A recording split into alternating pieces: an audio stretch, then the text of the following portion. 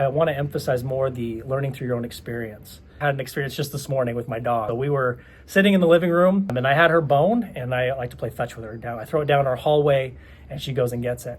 Now in our hallway, in the walkway of our house, there is a table, right? A decorative table where my wife puts there with a mirror, and that table is right on the side, a little bit to the right, and it went under that table. My dog saw that it went under there and she tried to reach it. Now, she's not a huge dog, she's a little doodle, so I've seen her on my videos before. She tried to get under there, and I could see that she actually really could get under it. And I could see that she could fit her face underneath it, and she was getting that close. And then she started to realize that she couldn't reach it, and she would look at me. But I knew that if she would use her paws, she could actually reach it.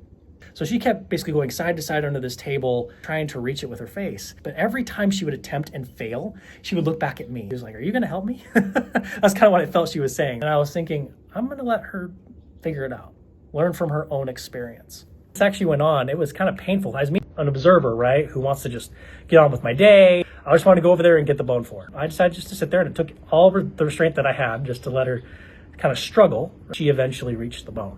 And she was super excited about it. The next time I threw it under the table, she knew exactly what to do. It took a matter of maybe 30 seconds for her to get it. And that goes back to, again, this side of wisdom I'm talking about, learning from your own experience. Another example I'm going to give you, and this one hits a little closer to home. My son is 10.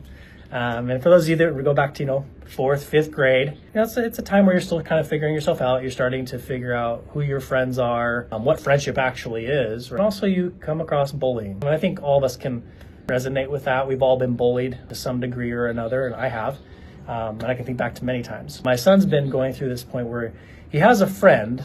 I'm going to say friend. The boy that he's friends with is kind of a flip-flop friend, I call it. He's one day his friend, and then the next day he makes fun, kind of ridicules him in front of their friend group. And then it goes back and forth, and it's quite merciless. As you guys know, like kids at that age don't really have social norms, and so they're even more honest or even more blunt in their bullying, I think, and I think it hits harder.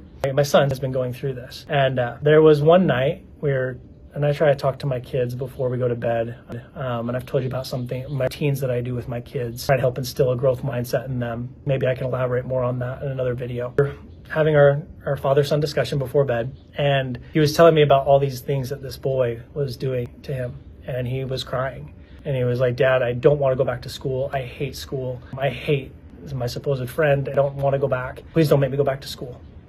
And he was in tears. And as a father, I want to help. Just like I wanted with my dog, right? I wanted to help the even more extreme emotion of wanting to help a dog versus a person, and that being my son. And I stayed quiet and listened as I'm watching him vent these things to me, his concerns, his feelings. Inside, I had that same emotion like, "Son, I want to help you." And then I vocalized it. And I said, "Son," and maybe one day I'll show you guys who he is, but "Son, I want to take this away from you. I really wish I could take this away from you.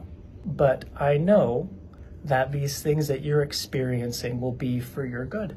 They will make you more resilient. They will make you stronger. And they're helping you learn stuff that you won't learn by me just fixing it for you. Right? You're learning from your own experiences.